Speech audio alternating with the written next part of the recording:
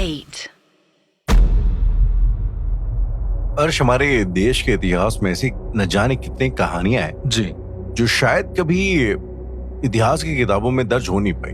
जी वो बस जैसे? लोगों की बातचीतों में रह गई, फोकलोज में रह गई, लेकिन वो कभी पढ़ाई नहीं गई है सच। ओके और आज अगर उनको बताया जाए तो लोगों को लगता है खाली ऐसी हवाई बातें, ऐसे कुछ हुआ नहीं था कभी। जी ये बात है 1757 की। ओके इनफैक्ट ये सोचने में बड़ा अजीब है कि ये 1857 के स्वतंत्रता संग्राम के ठीक 100 साल पहले 100 की साल कहानी। पहले की बात है। अहमद शाह दुरानी जो एक अफगानिस्तानी इन्वेडर थे, उन्होंने इंडिया पर अटैक किया, बहुत सारे मंदिरों को तोड़ा, जगह जगह पे आतंक फैलाया। जी और उसके बाद जो है ये लोग गोकुल मथुरा के आसपास उस एरिया पे वो किसी मंदिर पर अटैक करने वाले थे।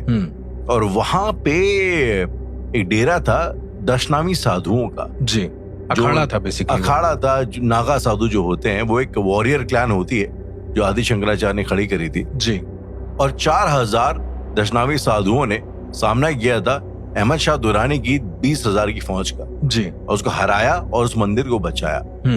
पर ये कहानी जो है ये एक्सट्रीमली वैलर और जो करेज की कहानी है, ये कभी पब्लिक को इतनी खास पता लग नहीं पाई और शायद कहीं पर भी मेंशन भी नहीं है इसका। ज्यादा खास कहीं पे मेंशन भी नहीं। ये दुर्भाग्य है हमारे देश का। तो बात यहाँ पे है कि ये जो एक सेक्ट है दशनामी साधुओं का, नागा साधुओं का, जो एक तरीके से देखा जाए वो साधुओं में एक वॉरियर क्लैन है, वो एक योद्धाओं का समुदाय है। जी तो ये दशनामी साधुओं की क्या कहानी है और ये तंत्र से, पैरानॉर्मल से कैसे जुड़े हुए हैं अर्श, इसके बारे में थोड़ी बातचीत करें। राहुल देखिए, मैं 100% ये नहीं कहूंगा कि मैं जो बोलूंगा वो सच है, पहली बात, क्योंकि दशनामी साधुओं का इतिहास बहुत पुराना है। ओके। और इनके बारे में सबके अलग अलग अपने अपने मत हैं। मैं अपनी जिंदगी में 3 दशनामी साधुओं से मिला हूं राहुल, जिनको देखकर शायद मुझे ऐसा लगा कि मेरा जीवन सफल हो गया है। अच्छा, इतना तेज होता है उनके ऊपर? अब चूंकि मैंने आपको बताया कि अघोरी जो होते हैं बहुत अच्छे होते हैं और बहुत पराक्रमी होते हैं, इनफैक्ट बहुत सारी चीजें, लेकिन जो दशनामी साधु होते हैं उनके सामने अघोरी भी नतमस्तक होते हैं, सर झुकाते हैं अपना। ओके। एक तरीके से वो उनको गले लगाते हैं बहुत ज्यादा। ओके। दशनामी साधुओं का इतिहास अगर मैं आपसे बात करूं कि ये तब से है जब से एक ऐसी घटना सामने आई थी इंडिया में।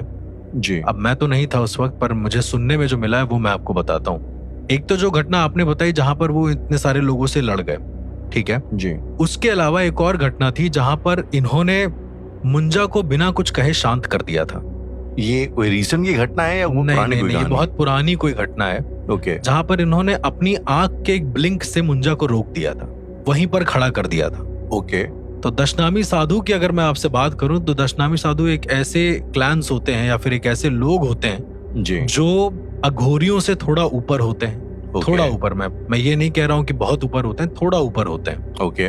और जितने भी लोग हैं जो शैव संप्रदाय को मानने वाले लोग हैं जी, वो सब के सब दशनामी साधुओं की रेस्पेक्ट करते हैं। इवन कपालिक, तामसिक कपालिक, क्योंकि दशनामी साधुओं की ताकत हद से ज्यादा होती है राहुल। जितना आप सोच नहीं सकते उससे ज्यादा दशनामी साधुओं की ताकत होती है। ओके। ऑल्सो इसके साथ साथ दशनामी साधु अपनी ताकतों का बखान नहीं करते, दिखाते नहीं है कभी। जैसे काफी हम्बल होते हैं चीज को लेके। वो आपको दिखेंगे ही नहीं जी। आपको अगर दिख गए तो आप बहुत लकी हैं कि आपको दिख गए वो, वरना फिर वो दिखते नहीं है। ओके। और ऐसे टाइम पे आते हैं कि वो आके चले जाएंगे, आपको पता भी नहीं चलेगा। मैं एक छोटा सा किस्सा शेयर करना चाहता हूँ हरिश्चंद्र घाट का मेरा। ये आपका खुद का किस्सा? ये मेरा खुद का किस्सा है। तो मैं बैठा हुआ था और वहां पर एक 25 साल पुराने अघोरी आते हैं जो अभी भी वहां के मंदिर की पूजा करते हैं, बाबा भूतनाथ जो ऊपर मंदिर बना हुआ है।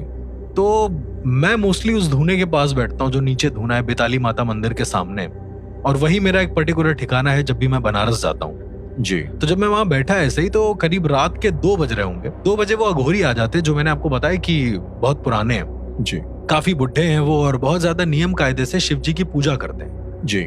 इसी के साथ साथ राहुल मैं क्या देखता हूँ कि जो अघोरी हैं जब वो नीचे जाते हैं गंगा का पानी लेने, उससे नहाते हैं पहले वो जी, और उसके ठीक बाद वो नीचे जो चिता जल रही होती है उसकी राख बटोर कर लेके आते हैं और एक आग का टुकड़ा लेकर आते हैं जो धूने में डालते हैं बेसिकली उसी चिता से निकाल कर। ठीक है, ये उनका प्रोसेस है, डेली का प्रोसेस है राहुल, कोई भी देख सकता है, डेली का रिचुअल है। ओके।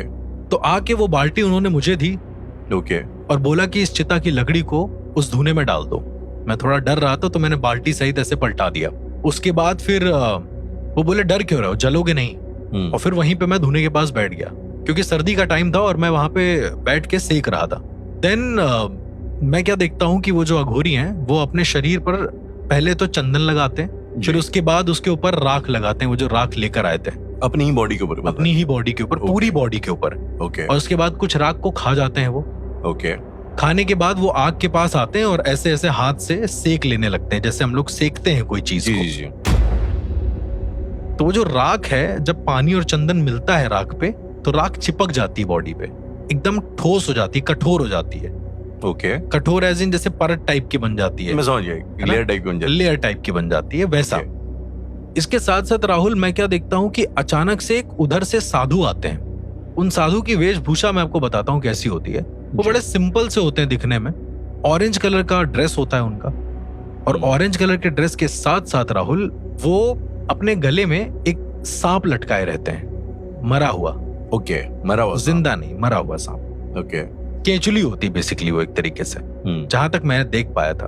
वो आते हैं, एक झोला होता है उनके बैग में, और जैसे ही इन अघोरी के पास से गुजरते हैं, वो अघोरी सब कुछ छोड़ के, मतलब काफी बुढ़े थे ये अघोरी, सब कुछ छोड़ के खड़े होते हैं और उनके पास जाते हैं। मतलब पैर जैसे ही छूने जा रहे होते हैं, तुरंत वो हाथ पकड़ के उनको गले लगा लेते हैं। ठीक है जी। ये नजारा मैं अपनी जिंदगी में पहली बार देख रहा था राहुल, कि एक अघोरी किसी के पैर छू रहा है। एक अघोरी तो सिर्फ शिव जी को मानते हैं, तो क्या ये शिव जी थे? मेरे दिमाग में तो पहला क्वेश्चन यही आया। ये एपिसोड थोड़ा सा मिस्टीरियस होने वाला है, क्योंकि इसमें पैरानॉर्मल एंगल्स भी हैं और इसमें स्पिरिचुअल एंगल्स भी बहुत जुड़े हैं। बिल्कुल। तो मैं क्या देखता हूँ कि वो अघोरी बाबा राख उठाते हैं जी, और वो जो पर्सन थे, जो साधु थे दूसरे, उनके पहले सर पे लगाते हैं, फिर गले पे लगाते हैं, फिर अपने हाथ पे लगा के उनके हाथ पे ऐसे टच कराते हैं, और फिर अपने छाती पर वो राख लगाते हैं और उनसे गले मिलते हैं, और प्रॉपर अपने शरीर को रगड़ते हैं उनके शरीर पे। ओके। ये प्रोसेस मुझे समझ में नहीं आया, जैसे होली खेल रहे हैं, राख से होली कर रहे हैं। उसके बाद वो अपने गाल पे लगाते हैं राख को, और दूसरे साधु के गाल पे मल देते हैं अपने ही गाल से। राख से होली खेली जा रही थी, ऐसा लग रहा है। उसके बाद वो उनके घुटने पर लगाते हैं, पैर पे लगाते हैं, मतलब उनको पूरा सफेद कर देते हैं राहुल। और मैं आपको बता नहीं सकता वो साधु कितने प्यारे लग रहे थे, मतलब पूरा फुल सफेद राख से नहाए हुए, और गले में एक सांप, बहुत अलग लग रहा था देखने में। इसके साथ साथ ये जो अघोरी थे, ये कहने लगे कि, मतलब इशारे से बोलते हैं कि धुने के पास आइए। ओके। मैं क्या देखता हूँ राहुल, ये चमत्कार ही है, और कोई माने या ना माने मुझे उससे फर्क नहीं पड़ता है, क्योंकि मैंने देखा है। वो साधु आते हैं और साधु जहां अघोरी बैठते हैं वहां पर खड़े होते हैं। खड़े होने के बाद जैसे ही वो सेक लेते हैं, आग की लपटें ऊपर उड़ जाती हैं, कम होती हैं लपटें। जी। देखिए, बढ़ के कम हो जाए वो मानता हूं मैं कि वो हो सकता है नेचुरली, लेकिन कम होके बढ़ना नहीं हो सकता, क्योंकि आग मोस्टली खत्म हो गई थी उसमें। उसको कुछ डाला नहीं गया था उसमें, कुछ भी नहीं, बस उन्होंने हाथ ऐसे आगे किया और आग की लपटें एकदम से ऊपर उठी, एकदम से नीचे हो गई। मुझे लगा कि हो सकता है कि हवा के झोंके से हुआ हो। जी। उन्होंने थोड़ी देर ऐसे ऐसे हाथ को मला, फिर से अपने हाथ को आगे किया, और फिर से आग की लपट ऊपर आई। ओके। ये कैसे पॉसिबल है राहुल? और ऐसा उन्होंने करीबन 15 से 20 बार किया है सेक लेने के लिए, और जितनी बार वो कर रहे थे, आग की लपटें ऊपर आ रही थी, ऐसे जैसे आग की लपटें उनके हाथ में लपेटना चाहती हूँ, कुछ ऐसा। उसके बाद वो बैठ गए। मैं बहुत फॉर्चुनेट था कि मैं वहीं पर था और वहीं पर बैठ के सेक ले रहा था। वहां पर एक और कल्चर है, जो अघोरी होते हैं वो चिलम पीते हैं। जी। अब वो चिलम पी रहे थे, तो मेरी एक आदत है, जब भी वो ऐसा करते तो मैं उनसे पूछता हूँ कि बाबा आप चाय पियेंगे? पूछ देता हूँ, ऑफर कर देता हूँ। तो उन्होंने कहा कि इनसे पूछो, मतलब जो साधु हैं उनसे पूछो। मुझे अभी तक नहीं पता था कि ये कौन है। जी। मैंने उनको पूछा चाय पियेंगे आप? तो उन्होंने ऊपर देखा आसमान की तरफ, और उसके बाद फिर से आग की तरफ देखने लगे। मैं समझ नहीं पाया कि मतलब मुझसे क्या कह रहे हैं। मैंने कई बार पूछा कि आप मतलब चाय पियेंगे, चाय पियेंगे, उन्होंने कोई रिस्पॉन्स नहीं दिया। कुछ कहना चाह रहे थे कि ऊपर आसमान है और फिर नीचे अग्नि। मैं समझ नहीं पाया। इसके बाद मैं उठ गया और चाय लेकर आ गया उनके लिए। मैंने कहा ये लीजिए आपकी चाय। उन्होंने चाय को देखा। अब राहुल, इसे मेरा भ्रम कह लो या कुछ ऐसा कह लो, चाय गिर गई अपने आप, और गिर के उस धुने में, मतलब उसका कप चला गया, मतलब धुने के पास रखा था, गिर के उस धुने में ही कप चला गया। और फिर वो कहते हैं मैंने पी ली। अच्छा, ये बड़ा मिस्टीरियस था मेरे लिए, बहुत ज्यादा मिस्टीरियस। वो चाय आपने खुद गिराई धुनी में या खुद? नहीं, मैंने उनको दी, उन्होंने रखी पास में जी, उसके बाद फिर से उन्होंने आसमान की तरफ देखा और जैसे ही आग की तरफ देखा वो चाय गिर गई धोने में। फिर वो कहते मैंने पी लिया बेटा। ओके। और इन लोगों का आशीर्वाद देने का तरीका बहुत अलग होता है राहुल। क्या? जैसे कि इन्होंने बोला कि आग की तरफ झुको, मतलब मैं ऐसे मुंह झुका लूं पूरा आग की तरफ। जी। मैंने झुकाया, मुझे थोड़ा गर्मी लग रही थी, मतलब इतना भी नहीं कि मुंह जल जाए। जी। उन्होंने मेरी पीठ पर जोर से हाथ मारा है, मतलब मुझे ऐसा लगा है किसी ने मेरी स्पाइन को हिला दिया है, केवल इतना मारने से। और बहुत नॉर्मल उन्होंने मारा। और जैसे उन्होंने मारा, मेरा जो मुंह है, मुझे ऐसा लगा कि मेरे मुंह की सारी ऊर्जा इस अजना चक्र पे आ गई है और वो अग्नि की ओर जाना चाहती है बार बार। मैं 2 बार ऐसे नीचे की ओर झुका, फिर मैं ऊपर उठ गया। राइट। राहुल, जब मैं ऊपर उठा तो ये जो साधु थे जी, ये हंसने लगे हमें देख के। दोनों हंसने लगे। ओके। मुझे लगा कि ये हो क्या रहा है मेरे साथ, मुझे तो कुछ पता भी नहीं है इन चीजों के बारे में। तो मैंने हाथ जोड़ के उनसे वही बोला कि मुझे नहीं पता कि क्या हो रहा है। इतनी देर में राहुल क्या देखते हैं कि उधर से एक लाश आ रही है, क्योंकि वो हरिश्चंद्र घाट है, वहां पे चिता आती रहती है, मोस्टली चिता जलती रहती है। जी जी। तो जैसे ही वो चिता आई है, ये बाबा ने क्या बोला, जो साधु थे, अघोरी बाबा तो चुपचाप बैठे हुए थे जी, जो साधु थे, इन्होंने बोला कि उम्र 45 वर्ष। उस लाश की जो यहाँ आ रही, वो उसकी तरफ देख कर कह रहे थे उम्र 45 वर्ष, नाम राकेश। मैं समझ नहीं पाया राहुल कि ये मेरे सामने हो क्या रहा है। ओके। फिर उन्होंने मुझसे कहा जाओ पूछ के आओ। मैं उठा और गया, तो वहां पर ऐसे ही मैंने इनडायरेक्टली 1-2 लोगों से पूछा, तो राकेश नाम का इंसान था वो, जिसकी उम्र लगभग 45 वर्ष तो थी जी। एक अननोन लाश के बारे में कैसे बता दिया उन्होंने। अगेन, ये करना अघोरियों के लिए भी उतना पॉसिबल नहीं है जितना आपको दिख रहा है, क्योंकि अननोन लाश को जब तक वो देखते नहीं, छूते नहीं, वो नहीं बता पाएंगे कि ये क्या है। और ये इन्होंने बताया। मैंने इनसे आकर पूछा कि हाँ वही है, तो वो मुझसे बोलते हैं कि तुम अपनी रुमाल वहीं गिराए आए हो। मैं वापस से गया, वहां पर रुमाल गिरी हुई थी। फिर मैं उसको लेकर आया, बोले खोलो इसको। मैंने खोला तो उसमें एक फूल था। ओके। बोले रख लो इसको हमेशा के लिए, और मैंने रख लिया उसको। ये नहीं पूछा कि किस लिए, मैंने रख दिया उसको। आज भी वो फूल मेरे पास सेफ है राहुल। वो कहाँ से आया, कैसे आया, शमशान घाट में फूल का होना तो मतलब कोई पॉसिबिलिटी ही नहीं है जी। लेकिन उस रुमाल में फूल लिपटा हुआ था, मतलब ऐसे रुमाल गोल गोल होके पड़ी हुई थी। जब मैंने उसको उठा के मैंने ऐसी जेब में डाल लिया। फिर जब मैं वहां गया तो उन्होंने बोला कि खोलो।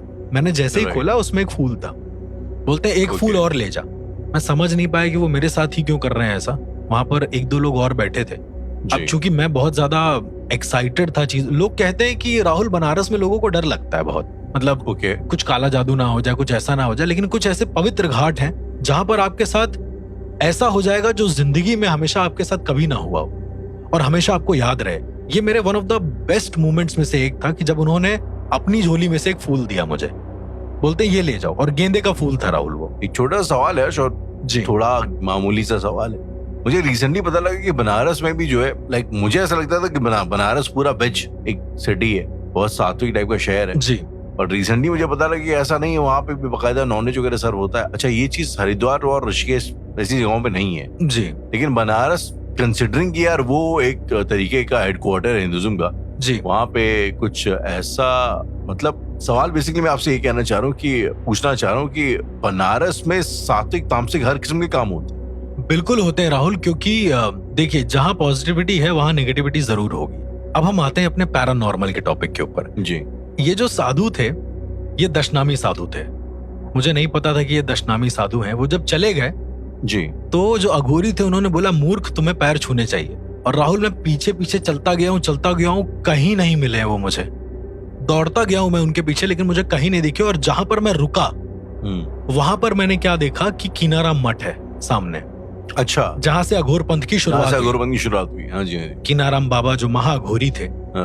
मैं क्या देखता हूँ कि अंदर वो दशनामी साधु खड़े हुए हैं और मुझसे बोल रहे हैं, मतलब मुझे बुला रहे हैं। मैं जब अंदर गया तो वहां पर वो एक मठ है बेसिकली, और अंदर जाने पर मैंने क्या देखा कि वो गायब हो गए, वो दिख ही नहीं रहे, कहीं नहीं है। फिर मैं ऐसे ही घूमने लगा तो उन्होंने बोला जहाँ पे मठ में, जहाँ पे कीनाराम बाबा का एक वो बना हुआ है, समाधि टाइप की बनी हुई है, तो वहां मैं खड़ा हुआ था। तो एक आदमी आया मेरे पास, कहता है पैर छू लो।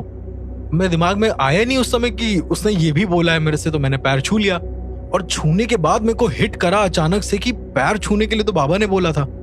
अब जब मैं मुड़ के देखता हूँ, व्हाइट शर्ट वाला वो आदमी जो मुझसे बोल रहा था पैर छूने को, वो गायब है, वो मुझे नहीं दिख रहा है। बनारस में इस तरह के मिस्टीरियस एक्सपीरियंसेस हुए हैं मुझे।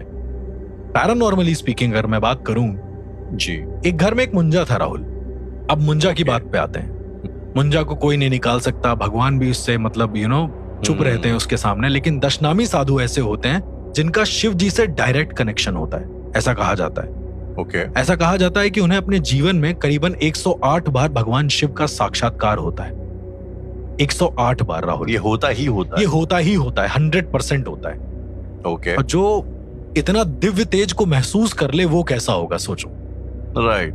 तो एक घर में मुंजा था और अच्छा, दशनामी साधु को आप बुला नहीं सकते, वही पीर फकीर वाला कॉन्सेप्ट, वो अचानक से आएंगे।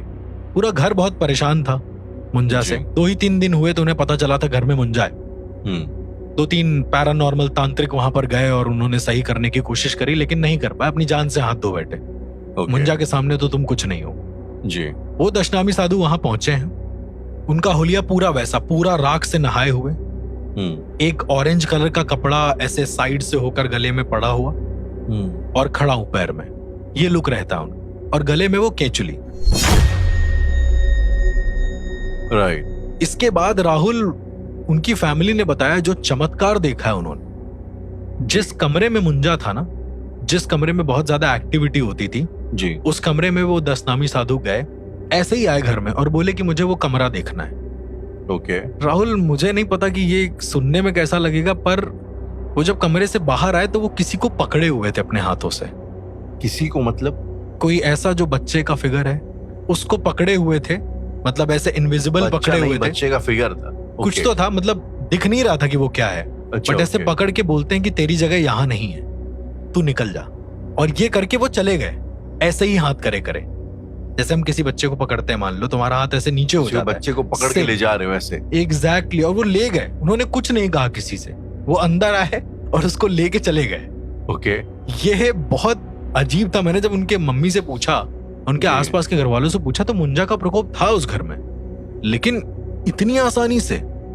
ये मैं अपने गुरु से जब पूछा तो मेरे गुरु ने कहा कि दशनामियों के बारे में तो मैं भी कुछ नहीं कह सकता, क्योंकि दशनामी एक चरण होता है ऐसा जिनके पास असीमित ताकतें होती हैं, असीमित ज्ञान होता है, लेकिन वो शिवत्व होते हैं, उनको शिवत्व हासिल हो चुका होता है, इसलिए वो कुछ नहीं करते हैं। वो जाते हैं, बैठते हैं, उठते हैं, चले आते हैं, शरीर खत्म हो जाता है, उन्हें परकाया प्रवेश भी नहीं करना है, उन्हें कुछ नहीं करना है जिंदगी में, कुछ भी नहीं करना है।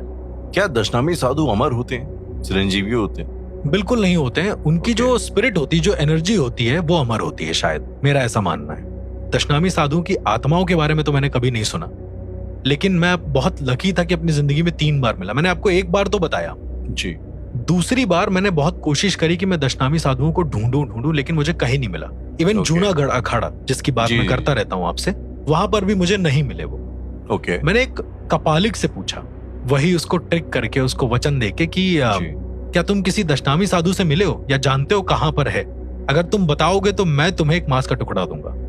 तो उसने समझा कि मेरे मांस का टुकड़ा दूंगा। उसने समझा मेरे मांस का टुकड़ा। अगर मैं जीवित मांस का टुकड़ा उसे दे देता अपना, तो कुछ भी कर सकता था मेरे शरीर के साथ, शरीर का अर्पण कर सकता था मैं। तो मैंने उसको कहा कि अगर तुम मुझे दोगे तो मैं तुम्हें एक मांस का टुकड़ा दूंगा। तो उसने बताया कि यहाँ से थोड़ी दूर पर अंबाजी टेम्पल है, गुजरात में। अंबाजी टेम्पल में एक साधु है, वो दशनामी साधु हैं, आते रहते हैं वहां पे। ओके। मैंने कहा ठीक है। उसने कहा मेरा मांस का टुकड़ा। तो मैंने लाकर उसे वही एक मुर्गे का पीस दे दिया, और वो हंसने लगा केवल, कहता है जाओ इस बार बच गए।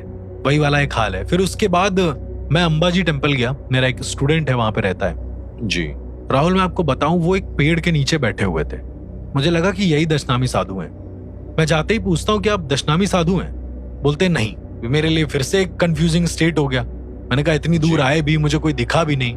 2 दिन और रुका, मुझे कोई नहीं दिखा, वही इंसान बैठा रहा वहां पे। फिर वो उठते हैं वहां से, जब जा रहे होते हैं। मैंने कहा आप सही बताएं, आप ही दशनामी साधु हैं या फिर मतलब ये सिर्फ एक बातें हैं, मनगढ़ंत बातें हैं? और मैंने अपने गुरु का नाम भी बताया कि ये मेरे गुरु हैं, ऐसा करके। अच्छा, मेरे गुरु काफी मतलब परिचित थे और बहुत सारे लोगों को जानते थे। तो जब मैंने अपने गुरु का नाम बताया, वो थोड़ी देर के लिए रुके, बोलते हैं जहां मैं बैठा था उस जगह को देखो। मैंने देखा तो वहां पे, मैंने कहा कुछ नहीं दिख रहा है वहां पे। फिर बोलते हैं मुझे देखो। मैंने देखा। फिर से वो कहते हैं उस जगह को देखो जहां पे मैं बैठा था। मैंने फिर से देखा, और जैसे ही मैं इस बार पलटा हूं, मुझे मेरे गुरु दिखे सामने। क्या बात कर रहे हैं? एग्जैक्टली। और मैं देख के बेहोश हो गया हूँ। ओके, मतलब आपको उस जगह पे बैठे हुए अपने गुरु दिखाई? बाय द वे, मेरे गुरु अब इस दुनिया में नहीं रहे। अच्छा, ठीक है। और मुझे वो दिखे, ये उसके बाद की कहानी है ये। हाँ, और जैसे ही उसके बाद की कहानी, और जैसे ही मैं उठा हूँ राहुल, मैं क्या देखता हूँ कि मेरे आसपास बहुत सारे पुजारी खड़े हुए हैं। जी। वो कहते हैं कि क्या हुआ? वो मंदिर के पुजारी थे, 3-4 पुजारी थे। कहते क्या हुआ? मैंने कहा यहाँ एक बाबा बैठे रहते थे, वो कहाँ है? बोले यहाँ तो कोई नहीं बैठता है, यहाँ तो हम लोग डेली आकर अपना फूल चढ़ाते हैं। मैंने कहा तो आप चढ़ाते क्यों हैं यहाँ पर फूल? तो कह रहे हैं कि इस पेड़ पर ब्रह्मदेव का वास है। ओके। मैंने कहा कि क्या मैंने जिनको देखा वो ब्रह्मदेव थे? हाँ। वो मुझे भी ऐसा लगा कि यार तब तो मैं बहुत लकी इंसान हो गया। तो उन्होंने कहा नहीं, वो ब्रह्म नहीं थे, वो ब्रह्म को साधने वाले दशनामी साधु थे। अब ये सुन के मैं एकदम कांप गया ऊपर से नीचे। मैंने कहा यानी मैंने जिनको देखा वो वही थे? बोले हाँ वो वही थे। बात नहीं कर पाया, कुछ नहीं कर पाया, छू नहीं पाया उनको। ये बड़ा ताज्जुब की बात होती है राहुल। एक हीलिंग के दौरान, मैं बात कर रहा हूं अभी की, मतलब चेन्नई में एक हीलिंग थी हमारी। उस हीलिंग के दौरान क्या हुआ कि एक लेडी थी, उसको बाथरूम में एक ब्लैक फिगर दिखता था बार बार। अब मैं उसे देखने के लिए उस लेडी को, और क्रिटिकल ना हो जाए सिचुएशन क्योंकि बहुत हो गई थी जी। मैं जब चेन्नई गया तो मैंने देखा कि वो लड़की बहुत डर रही है। उसके 2-3 फैमिली मेंबर खड़े हुए थे। मैंने कहा किस बाथरूम की बात है? तो उन्होंने कहा इस बाथरूम की, मतलब घर में जो वॉशरूम था जी। मैंने देखा तो उसमें कुछ ऐसा था नहीं, ब्लैक फिगर वाला सिनेरियो। राइट। लड़की की जो पिलो थी उसके अंदर कुछ बाल थे, पिलो के अंदर बाल थे। ओके। और ये मुझे नहीं पता लगा। वो लड़की जब जब सोती थी तब उठ के जाती थी वॉशरूम और उसे वहां पे ब्लैक फिगर दिखता था। सिनेरियो पूरा ये होता था। मैं इसको डिकोड नहीं कर पा रहा था राहुल। चेन्नई में एक मंदिर है, बहुत फेमस मंदिर है। मंदिर जो है वो विष्णु जी का है। ओके।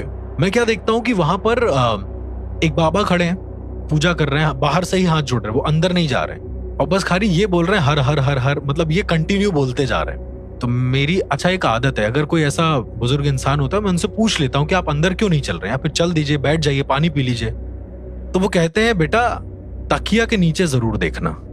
मैं समझ नहीं पाया। मैंने कहा बाबा आप ठीक हो? मुझे लगा पागल है। मैंने कहा इस बार मैंने पहली बार उनको छुआ, ये पहला एक्सपीरियंस था मेरा जब मैंने उनको छुआ था।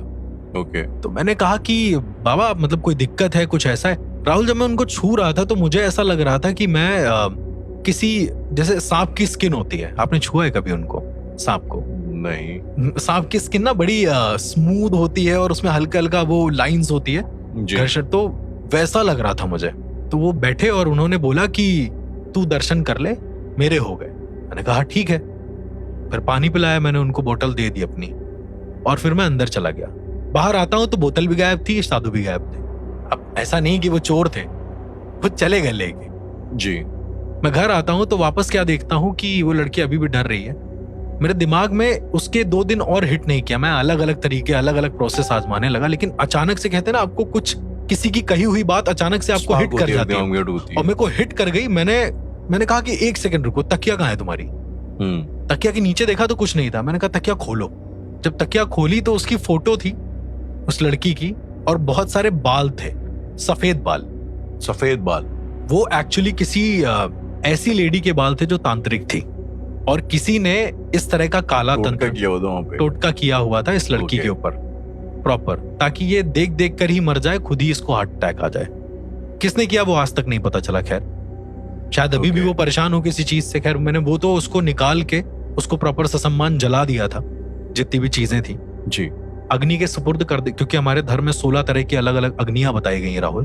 तो एक और अग्नि होती है जिसे हम लोग यज्ञ की अग्नि बोलते हैं, हवन में जो अग्नि जलती है जी, जिसमें हम लोग प्रॉपर रंगोली बनाते हैं, प्रॉपर लकड़ी रखते हैं, आवाहन करते हैं। तो उस अग्नि में हमने जलाया था बेसिकली। इसके बाद राहुल मैं जब वापस आता हूँ, और 2-3 और अच्छे धार्मिक गुरु हैं जिनको मैं जानता हूँ, मैंने उनसे पूछा तो उन्होंने कहा कि वो दशनामी साधु थे जो तुमसे मिले। मैंने कहा जब उनको छुआ तो वो सांप का स्किन ऐसा कुछ, तो उन्होंने कहा कि तुम इस जगत की चीजें छू ही नहीं रहे हो। अगर तुम इस जगत की चीजें छू रहे होते तो तुमको समझ में आता। इवन अघोरी भी इस टच के लिए बहुत बेताब रहते हैं कि उनको ये टच मिले। एक दशनामी साधु का, एक दशनामी साधु का।